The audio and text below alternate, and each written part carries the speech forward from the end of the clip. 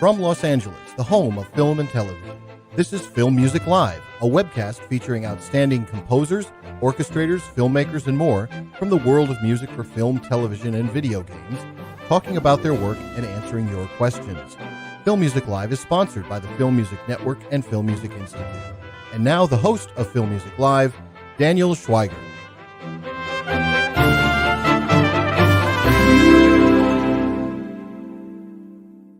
Hey everyone, I'm Daniel Schweiger, and welcome to Film Music Live, the show where you get to ask the questions to today's top composers. I'm happy to have you here. When there's a murder in New York City's Arconia building, who you gonna call? Well, it's debatable that a has-been TV cop actor, a hapless Broadway maven, and a young woman for whom the rent is just too damn high know what they're getting into as they blunder across solving the crime through 3 ongoing seasons of Hulu's Only Murders in the Building. The one musician who knows a now iconic waltzing theme to solve the case with is SIDDHARTHA KHOSLA. After co-founding the critically acclaimed group Goldspot, SIDDHARTHA built a name for himself brick by brick on the television scene with the likes of The Neighbors, The Royals, and Runaways. Khosla struck dramatic gold with This Is Us, a portrait of triplets that became a hit for NBC and netted him Emmy nominations for his scoring and the songs Memorized and The Forever Now. Expanding his styles from the true crime drama of Welcome to Chippendales and the suspense of Nancy Drew and the rom-com drama features The Idea of You and A Family Affair, among numerous projects, Khosla would find his next enduring TV hit inside the venerable Arconia. As created by Steve Martin and John Hoffman, this satire of the cult of true crime podcasters, the elevated NYC lifestyle, and Hollywood name-dropping in general has been given an exceptionally thematic spring in its step by Khosla. Taking off Lethal Thievery, Broadway producing, and now Tinseltown in its 3rd season, Khosla weaves his romping, waltzing main melody through an astounding amount of variations. His talent for a lush orchestra also injecting true dramatic pathos and satires of every style, from James Bond to pretentious film auteurism. His wonderfully melodic music making the crime solving as genuinely suspenseful as it is fun, with the firm focus on the show's unlikely, endearing trio that's now solved another murder and netted Khosla an Emmy win. And now here's a composer who knows where the Arconia ashes are buried, SIDDHARTHA KHOSLA. Welcome to Film Music Live, SIDDHARTHA. Hi, Daniel. Thank you for that introduction. That was so nice and kind and overly flattering, but thank you. Well, you deserve it because I could end up dead. I think next to John Barry, you have gotten the most mileage out of a theme since I can remember. And it's such a wonderful theme for Only Murders in the Building. And I guess we'll go right into our first question. What is the key to a good theme song? And in turn, does that help you craft the score? You know, I'm not sure what the key is to a good theme song, because it varies project to project. You know, sometimes a theme can sort of, I've worked on projects where the melody has been sort of the North Star of an entire series, and I've also been on projects where the sound of something is the North Star of the entire series.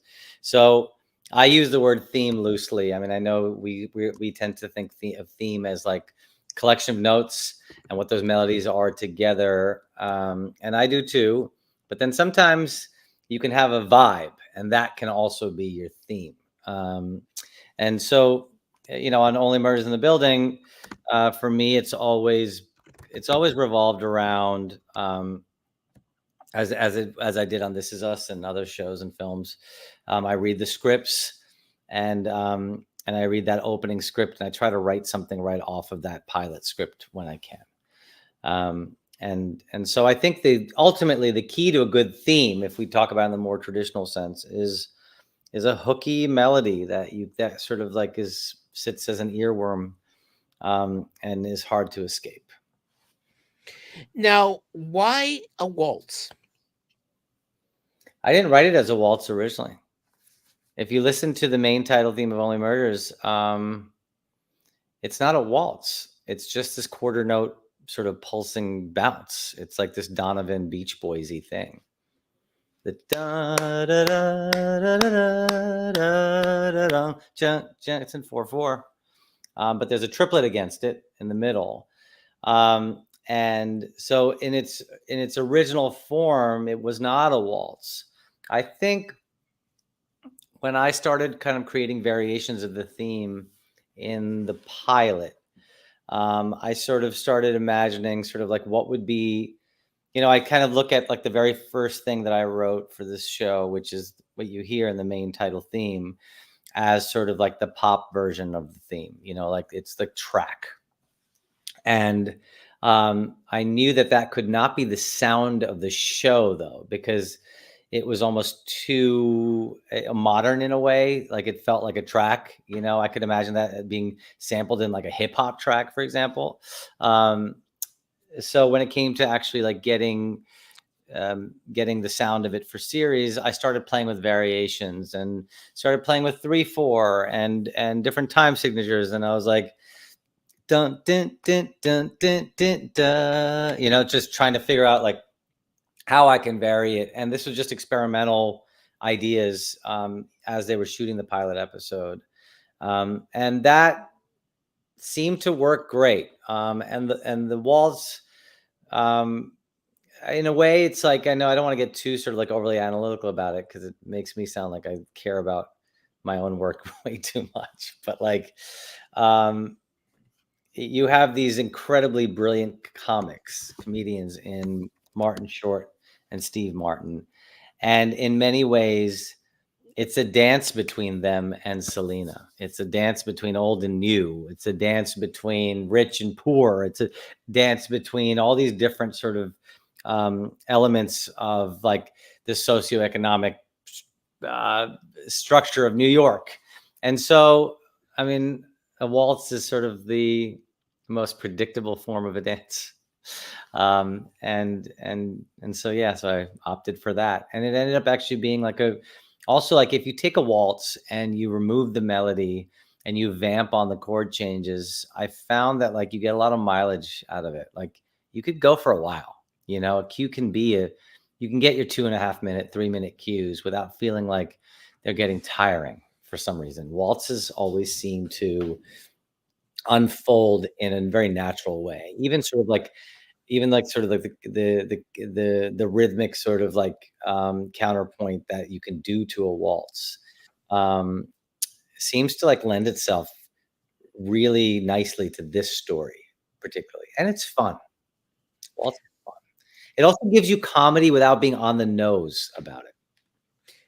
Were you a fan of true crime podcasts or true crime television before you started doing this? No, never. I never like. When we first started working on the show, I started listening to this podcast called "To Live and Die in L.A." with my wife, and we would watch that one together, or listen to that one together. But no, never gotten into. I guess I just my love for podcasts generally sort of started later than most. Now, what was the thing that struck you about the difference between this kind of unlikely trio? How did you want the music to distinguish them? Everyone always asks that, like producers ask that sometimes, like when you begin a show, like, are you going to have themes for all the different characters?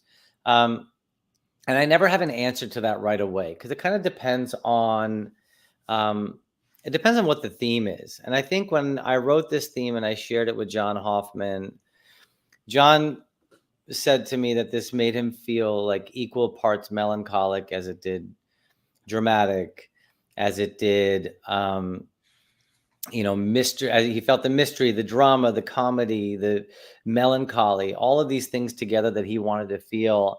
And so it felt sort of nice to sort of vary it and apply that theme as much as I could. I mean, we do have like, I'd say there are at least several, there's still at this point, several themes now. That's not the only one anymore, but, I think there are moments like when you see some of Selena Gomez's character's backstory, Mabel's backstory, there's a modernness to sort of her sound a little bit. I sing on it. I hum the vocal. I hum that melody. I sort of play these like whole note piano sort of like hits, and I verb them out a little bit. With Marty Short, there ends up being a little bit more fanfare in his moments sometimes. It's not always, but if I were to sort of like, sort of like characterize them musically in some way, with him, sometimes we bring in a little bit of jazz.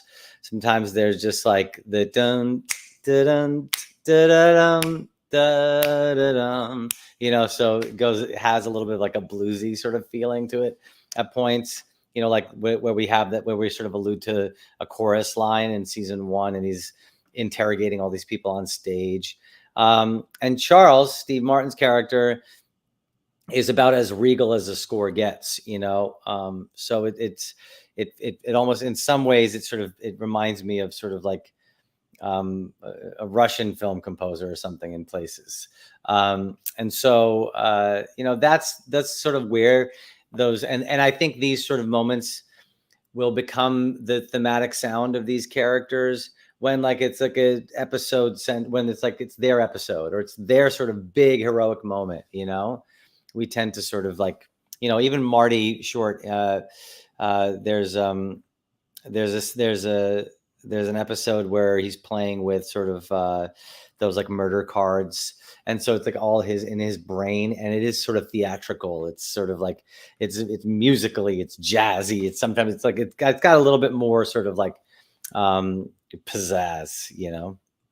Yeah, I'd say, it's interesting because the first season was probably the most serious of all of them, because you had the whole thing, sign language, her friend falling off the roof. And how do you think the show has progressed, from, kind of having these moments of actual drama to this point?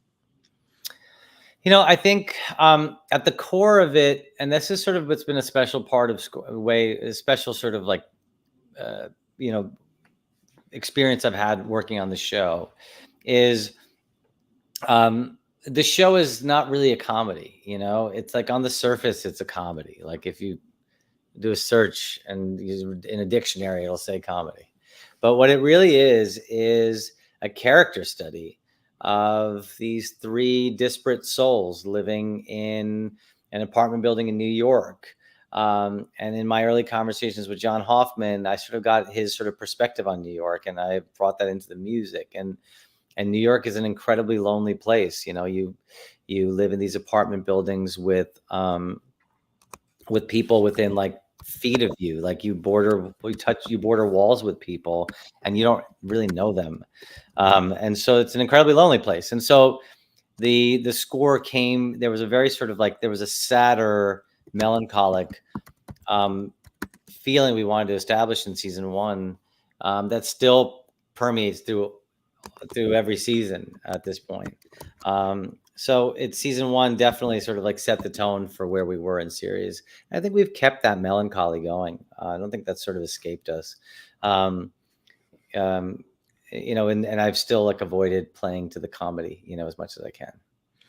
Yeah, I mean, well, I think if anything for me, they've kind of really have just gone for it with this season in terms of really being off the wall. Yeah. Season 4, you mean? I mean, again, you've been able to really have like they had like the kind of indie film episode. You got to do a whole James Bond thing in this season. Right. Do you think the season is just them really kind of taking more risks, as it were, with season 4? Totally. And it's you kind of like I always feel like nervous about ever like resting on laurels, and I like treating every episode or every season of the show like it's its own new album of material. And season 4 was all about Saz Pataki and Saz's sort of like journey. And sorry, I have a dog barking in the back. Hold on 1 second. Can I just deal with this? Hold on. Let me. I have a nutty dog myself, but the show is from my office today. Otherwise, my dog is behind me and running out the room. So. Okay, sorry about that. There may be a little bit of dog barking in the back, but That's not much okay. I can do. So where were we? I lost my train of thought. What were we talking about? Oh, you're talking again about you're not playing to the comedy as much, but again, we're talking about just how far out you've been able to go this season. The thing with John Hoffman is everything that you can never go too far. And that's been, and John's sort of like leadership has been really, really crucial to everyone's success on the show, frankly. Like, by success, I mean like doing something artful that we believe in. And, season 3 had those moments where Steve Martin's character goes into the White Room, and I wrote some like 60s French pop-ish sort of like weird sort of like music for those moments. And in season 4, there's a Saz Pataki emotional theme about Saz's whole journey. And so that feels like something that we really leaned on. Like, it's like we are treating this whole thing like it's a film in parts, and episodes can have a whole different sound if they want to. Like the brothers sisters episode that you were referring to, this was sort of like handheld camera. It was sort of like a film within a film that we were watching. It was like a student-made, homemade film. And so I sort of created an ensemble that felt like who the brothers, sisters might even know in their college dorm, who could play on their score for their indie film. And so I approached the score that way on that. And it was a smaller ensemble. We have a lot of quartet work in that episode. Imagining that I have access to a few like wonderfully talented, cello players or violinists that happen to live in my dorm, and so that was the approach I took on that episode. But I think John's sort of request is always like, whatever we do, have it be sort of steeped in authenticity. And because if you don't go far enough to be really the authentic version of whatever these things are, then I can sense it from afar. I'm always conscious of that. But yeah, I think there's like, there's moments where there's a soprano, she's singing, there's some opera stuff, especially at the end of the season, you're going to get to at some point. That's interesting. So we definitely we take risks, and it's fun. I mean, I think also when you've had we've had the success on the show that we have, and fans have been so supportive and loving the show. Studio doesn't sort of get in our way in any way. Like, everyone's really supportive at the studio too. And so that gives you this encouragement to just keep on pushing. Right. Now we've got a question from Pranav. Siddhartha, do you work with a team as a composer? And what are the main elements that you take up on yourself as a composer? What other roles are involved in executing an incredible soundtrack? Oh, I am what I am because of my team. I have a wonderful team. And, obviously the compositions start with me. But there's so much more than just writing the music. And sort of demoing stuff out. I have a wonderful producer on my team, and he's sort of like who began as my assistant back in the day. And so I sort of like play everything for him. And I'm like, if he likes it, his name is Alan, I can then like turn it in. If Alan likes it, then I know it's good enough to turn in. We have wonderful musicians too that I've started collaborating with on the show. There's a pianist who is incredible, who does some wonderful piano work on the show and arrangements on the show with me.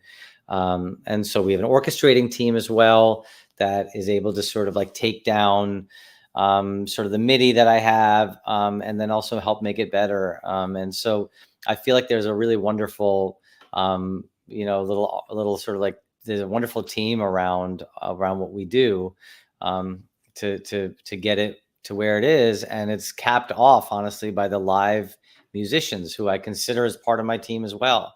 We have a live ensemble that plays on every episode of the show. What you hear there is mostly just a live ensemble playing the music. Obviously, some of the piano stuff is stuff I've played in earlier on, or Carol, our pianist, has played. But, I've said from the beginning on this show, like I really, really wanted it to have this symphonic sort of quality that felt old and new. And the only way to achieve it is to have sort of multiple people bringing their wonderful voices into this whole thing. Now, as a composer, have you ever entered the White Room? Oh, yes, totally. Not as a composer, but in my band when I would perform sometimes, 100%. There are times where I felt like I completely blacked out, especially as a kid performing on stage for the first time, because I'm a singer by trade. That's my singer first, more before I ever did anything else, I sang. But yes, it is a very weird place, which is why maybe I was able to tap into it for that episode. Now, I mean, everyone, just loved the Pickwick Triplets song. Did you have any relation to the song in terms of scoring? Okay, here's a song.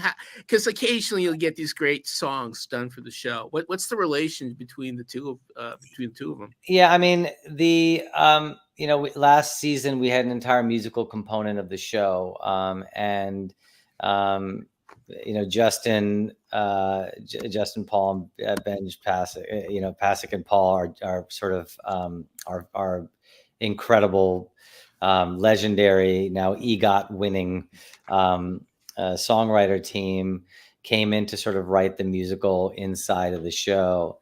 And though they're very sort of like complimentary, and they are very generous to say that they felt like my score helped inspire stuff for them on this show, I think it was its own beautiful thing that they created for the show. And we didn't really collaborate with each other as much as you would think, except other than that I heard the early demos and loved them. And there were sometimes where or we would add overlays to their songs in a couple places to sort of help cover a montage. But we tried to keep them sort of independent in a way, because this was a musical inside of the show. And so it had to have its own it was like its own character inside the show, their songs. Whereas the score is always going to make you feel like you're still part of Only Murders in the Building. Their songs were not really part of Only Murders in the Building. Their songs were part of, the Death Rattle Dazzle musical inside of Oliver Putnam's head. But I have so much respect for that team and everyone they brought on, Mark Shaman and Scott Whitman and their whole team, and Sarah Bareilles, and oh my gosh, so many wonderful people worked on it. Now, from Dale, the three main actors are highly musical. Steve Martin is a banjo monster, Martin Short is an incredible vocalist, and Selena Gomez is a singer, songwriter, performer. Does that way in any way inform your craft? Not at all, because if it did, we'd be crossing too much of that sort of fourth wall. It's neither of them are, Steve Martin is not a banjo player on the show, though he does play acoustic guitar. And he's had a single out at one point, so that might be the closest. But there's nothing alluding to Selena's musical career or Oliver's singing career. So it doesn't really influence it, but sometimes we'll sneak in some Easter eggs. If you watch the pilot, again, at the end of the pilot, Mabel is in the shower and she's actually humming my theme in the shower. So she'll go as she's showering, we crossed the fourth wall there, but you'll find those moments here and there occasionally. When you make the decision to play the pathos, the real pathos, because that's one thing I really love about your scoring for the show is this kind of oddball balance, especially in this particular season where things are really pretty nuts. So give me an example if you don't mind. I don't mean to put you on the spot, but oh my goodness. Well, I mean, basically, the characters are often kind of feeling sorry for themselves, especially Steve or Martin's character. Correct. Yeah. You know, they're okay, we're in the winter of our years, and you've got the whole kind of him trying to commit to Meryl Streep's character, Right. where you kind of have to take the stakes seriously, you know. And is it kind of risky, especially when you have the season that's really going for this kind of screwball comedy? Yeah, you know, I think it's the. I feel like something I learned early on in my career, and I learned it on This Is Us, actually, from Dan Fogelman, who created the show, and Glenn Ficarra and John Rico, who directed the pilot, and Ken Olin, who directed so many episodes too. But I always felt like on that show, I learned to basically score the subtext of why these characters are there. And if you focus on subtext, I feel like you can't go wrong because you're always focused on scoring the reason why those characters are there. And it helps sort of keep you from being on the nose. And what I mean by that is like there are moments in this show where there are sort of deep emotional connections between these people. And if you score some of those moments without being too heavy-handed about it, like Saz Pataki is a perfect example. There were lots of moments in season 4 where I had this theme for Saz that would sort of, you would find yourself emotionally connected to her story and her connection with Steve Martin's character. And if you focus on that, then the screwball comedy side of stuff, I think, tends to be almost funnier because you're juxtaposing this uproariously hilarious scene with something more dramatic and serious. And if you can take people on that ride and have them experience the full sort of like range of emotion from being sort of this, from the melancholy to something that's just absolutely hilarious, I feel like the experience is more thrilling for an audience member. And it makes you laugh harder. It might even make you cry even harder. When did the urge to compose even start? When was it, when you were essentially kind of in your rock pop phase and it's like, okay, I want to compose, or how early did that start? Yeah, I mean, I think I was always, you know, I wasn't trained for film and television scoring. I was trained as a songwriter in my band, you know, and I was in a band called Gold Spot. I still am in that band. And so much of my sort of upbringing in music revolved around writing melodies and songs and hooks and choruses and things like that. And so for me, I have never sort of abandoned that sort of approach to scoring. And so I think when it was probably around 2013 or 14, my good friend Dan Fogelman, who was familiar with my band, familiar with my melodies and songs and things I'd written, asked me to score his show, The Neighbors. I didn't know if I could do it, if I'm honest. Like I even said to him, I was like, I don't think I can do this. Like, I was like, I really feel like I should make albums and keep on writing music for myself. And because it made me very nervous to not have had the experience to do it. And then it was just trial by fire, and then just working on that show, which led to the next thing and the next thing. And also just my nature of how I work is to write really early on in the process. And so I can practice what I need to practice. So I kind of look like I know what I'm doing by the time we are deep into a pilot or a season of something. Wow. I'd love to talk about some of you're such a prolific composer well outside of the Arconia. And I think probably my personal favorite thing you've done is Welcome to Chippendales. Oh, wow. Thank you. What was that whole experience like of kind of looking at someone who went to the dark side and trying to be successful? Yeah, that was such a fun project because I got to sort of pull out the tools that I've used in my band world a little bit. Just from like analog synths, you know, it's an analog synth score. You know, all my influences from new wave influences from like Depeche Mode to even like Kraftwerk or anything that felt like sort of synthy and cool to me as a kid. And I got to bring that element into the score, and then got to put an orchestra on top of it. So a lot of the sound of it was a mix of like a Juno 60. Actually, no, there was no Juno on that. It was OB6. It was my OB6 and an Oberheim I used as well. Another like the Oberheim Matrix 6, sorry, I used to score that show. So that was like a really fun. I got to feel like I was back in like a band or something again. So that was, I appreciate you saying that, because I don't think not many people have seen the show. So I appreciate you saying it. Yeah, and again, it's really, you know, fairly, it's fun, but it's also really disturbing at the same time, because you're dealing with like a real life horrific crime, you Yes. know, and you kind of have to take it from the kind of sticky, you know, okay, here are male strippers, but to get into some Right. real serious stuff, you know.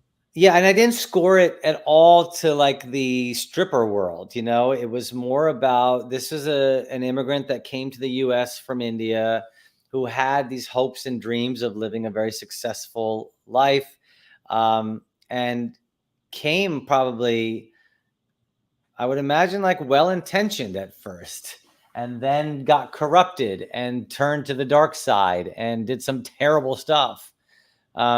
And so for me, I scored it. I had this main theme, which was sort of about Soman Banerjee, played by Kumail Nanjiani, about his sort of, it's like an epic saga, really. And so that main theme was like his hopes and dreams.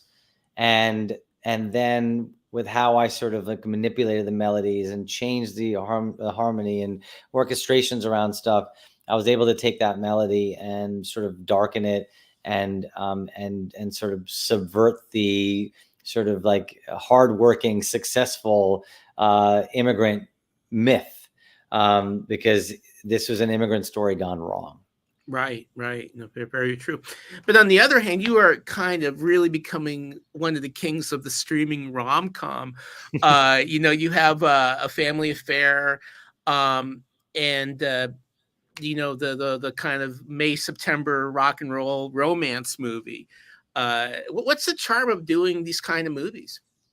Well, one of the ones from this year. So one was a Family Affair, and the other one was The Idea of You. I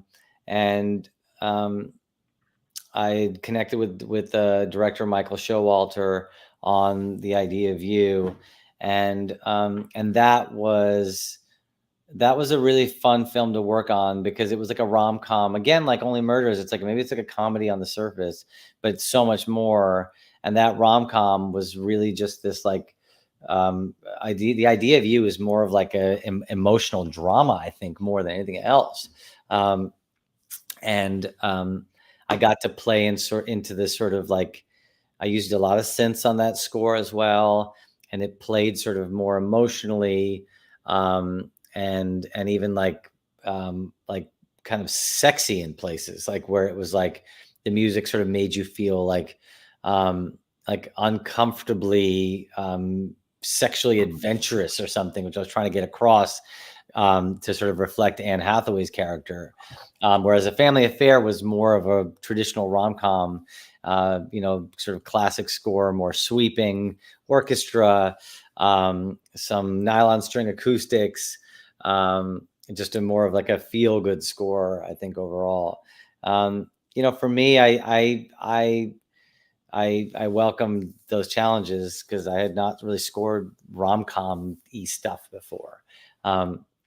But it was fun to try to find a different way to score the rom-com. Actually, no, I did a rom-com before. I forgot. I did a film for Amazon called I Want You Back. So I'm wrong. I've done this stuff before. You've done so much, I can see why you might forget something. Oh, thank you. What was it like to be part of the Marvel TV universe with the Runaways? That was really cool. I got to work with my friends Josh Schwartz and Stephanie Savage on that. Another synth score, and that one actually I used the Oberheim Matrix 6 a lot on that. And a lot of sort of my Depeche Mode influences from childhood sort of got in there. Having not been like sort of like a avid sort of fan or viewer of Marvel series or films, really, I sort of approached it in sort of a way that I thought felt right for that project. And I think it felt different because of that. Like I wasn't sort of trying to make it into like a traditional Marvel score. And that was great. We had a wonderful run on that show. Great actors, and the scripts were great. And that was a great show. I missed that show. Yeah, no, I think a bunch of people do.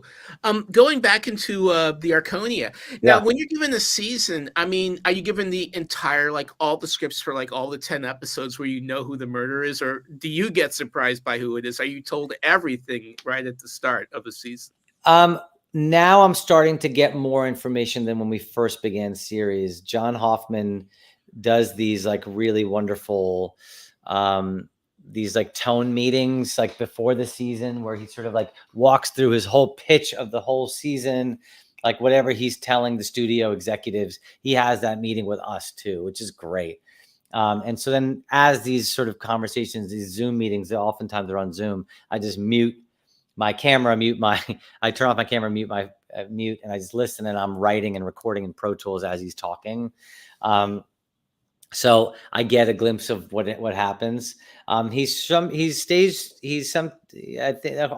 he'll sort of like not reveal everything. And I think this past season he may have told us everything, but I think my goal is to I like to know as little as possible sometimes in terms of who did it, because I don't want to ever reveal anything, because there are clues planted all throughout season. In the writing and the picture, there's all there, you just have to look for it.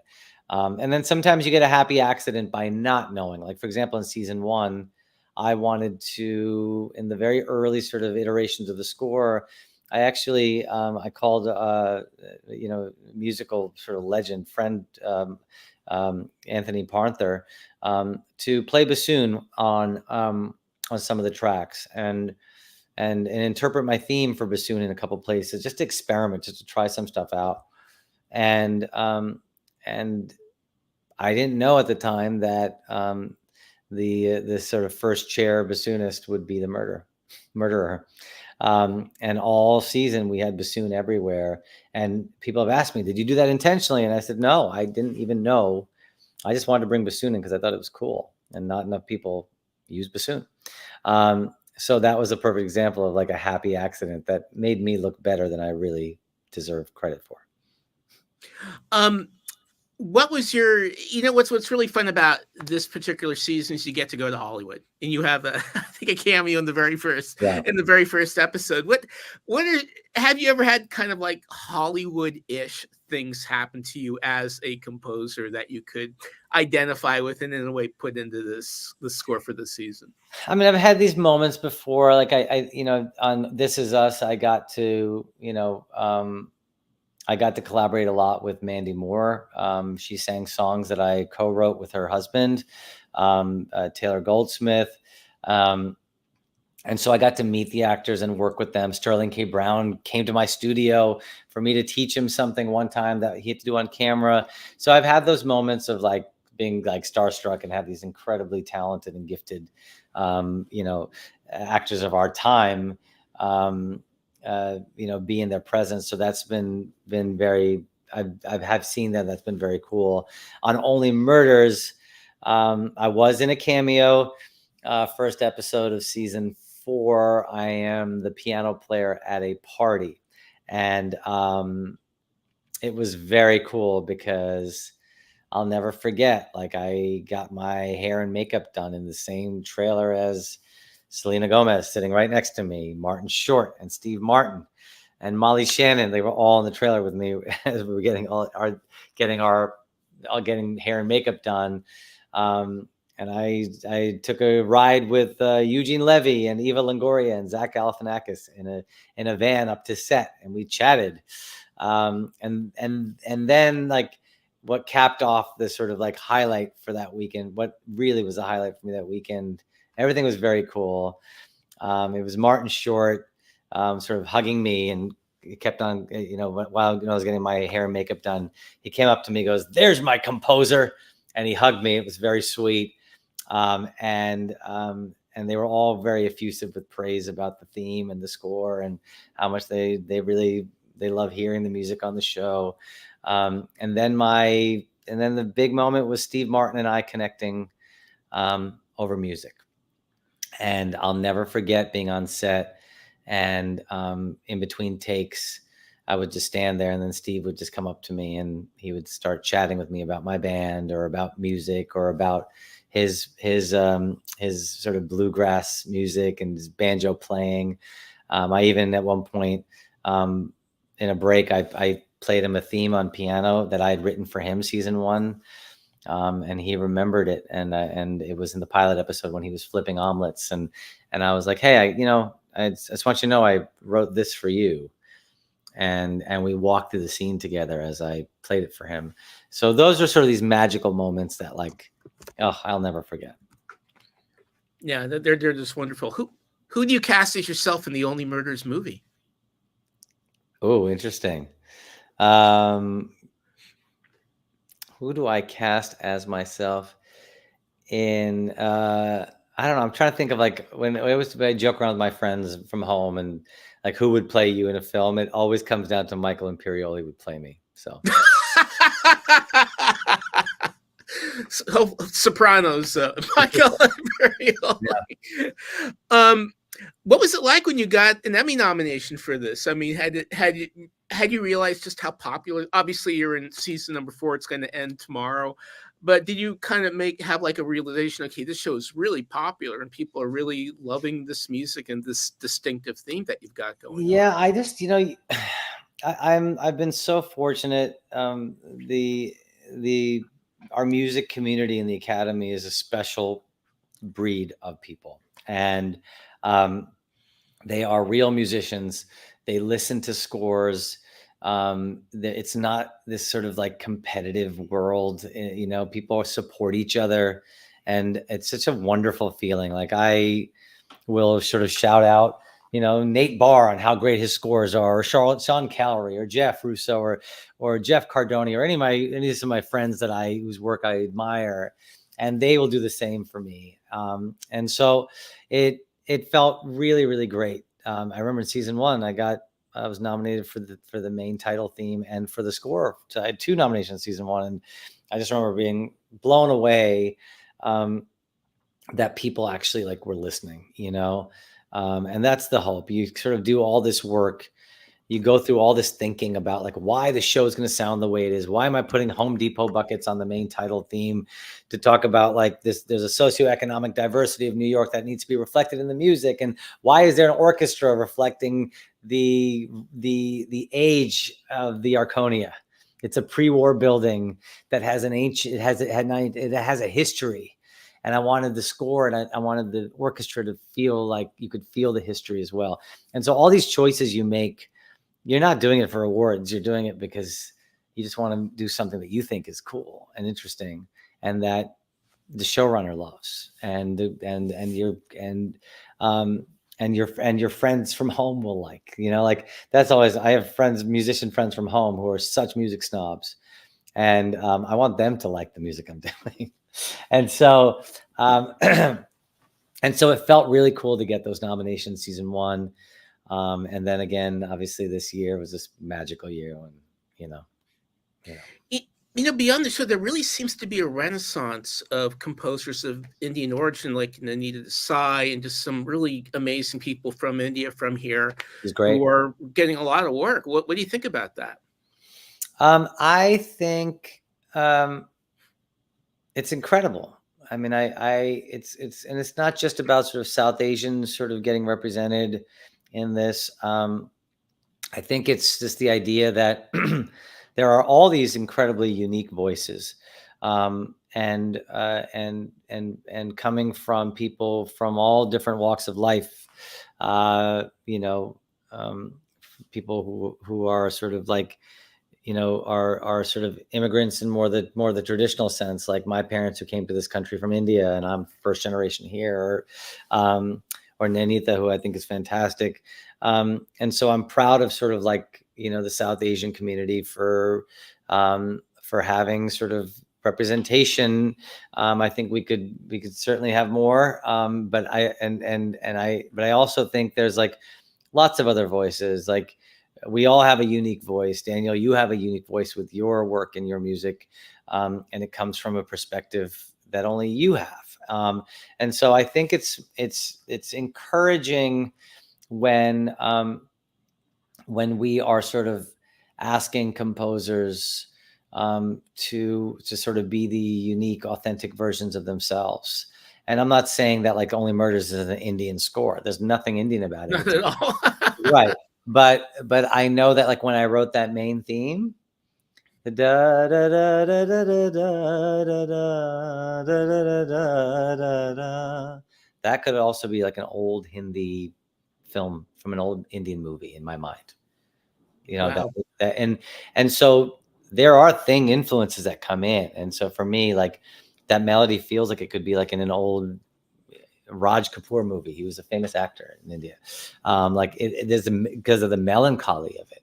And so sometimes I will write themes with those inflections, like I just sang, and then remove them. So you're not going to hear that score and be like, it's Indian. Most people are not. 99% people won't, but occasionally someone who knows sort of like old Hindi film music might say, oh, that melancholy brings me back, So I think it's like whether you're South Asian or you're a woman who's not getting enough opportunities in this business, or you have a unique perspective on the work because of where you come from. It's always nice when that is respected and acknowledged and invited. So I guess my final question for you is, how do you think this season stands out for you? How has this season pushed you? What's different about it? What is this your favorite so far, or musically? I always think that I can't imagine any season being my favorite, because I loved the one before that. I loved the one before that. So it's very hard. But I did feel like this season we got to take some really cool liberties with the score. I think that brothers sisters episode where I got to like write a score from the perspective of like some musicians that happened to help out their film director friend in film school to make a score, and what that score sounds like it was so meta and so deep to think on that level, for me to be put in that position that John trusted me to do that. That was so much fun. I think there was like, there's a lot of score this season. So there's a heavy lift. There was a lot of work. And I'm always just thrilled by our musicians too, that just come in and nail the score every time, in our live ensemble. And I think there was just a lot of sort of emotional depth this season that was fun to tap into. Well, again, great work. I'm going to be up super early tomorrow morning to find out who really did it. SIDDHARTHA, I just want to thank you so much for joining us at Film Music Live. I want you all to watch Only Murders in the Building on Hulu, with SIDDHARTHA soundtracks available on 20th Century Studio Records.